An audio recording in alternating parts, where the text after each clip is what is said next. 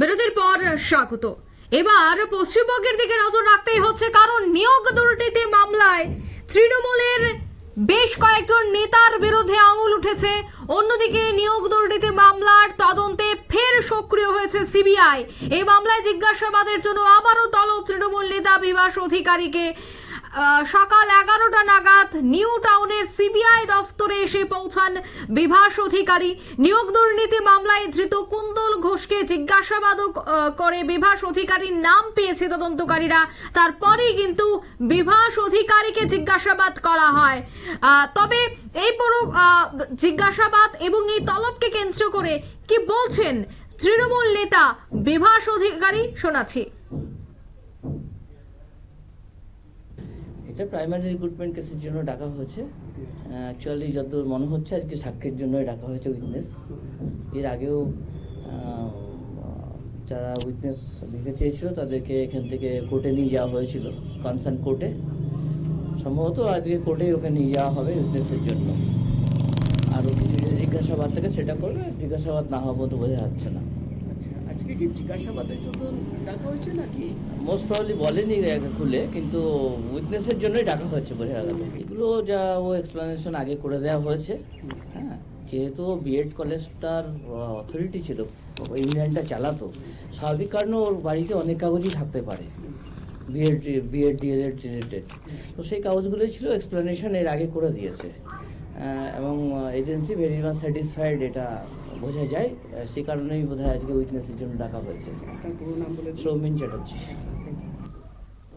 আপনারা শুনলেন তাদের বক্তব্য। সে বিষয়ে আমি আরো বিস্তারিত জানবো। টেলিফোন লাইনে যুক্ত হয়ে গেছে পশ্চিমবঙ্গ থেকে প্রতিনিধি শান্তনু পান। শান্তনু, কি জানতে পারছো? বিভাস অধিকারী সম্পত্তির উৎস, তার সাথে নিয়োগ দুর্নীতিতে কোন ধরনের তার ভূমিকা রয়েছে কিনা, এই বিষয়টাই কি এবার এই জেরা, কি জানতে পারছো?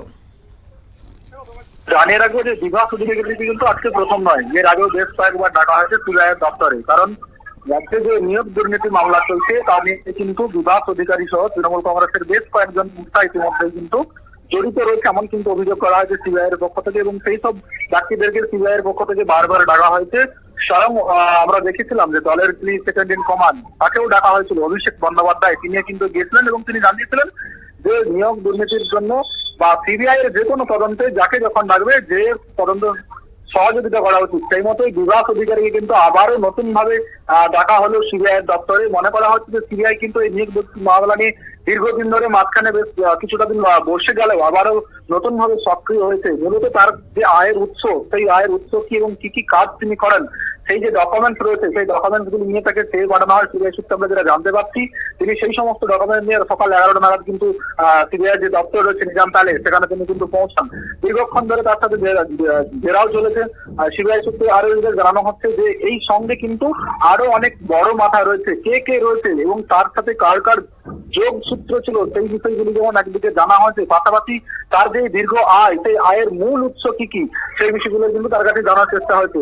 যদিও পরবর্তীকালে সিবিআই কি পদক্ষেপ করে বা কারো কাকে ডাকে নাকি শুধুমাত্র এই বিভাস অধিকারীকে ডেকে আরো শান্ত হয়ে যান, সেই বিষয়টির দিকে আমাদের নজর রাখতে হবে। অঙ্কিতা, একদমই ধন্যবাদ।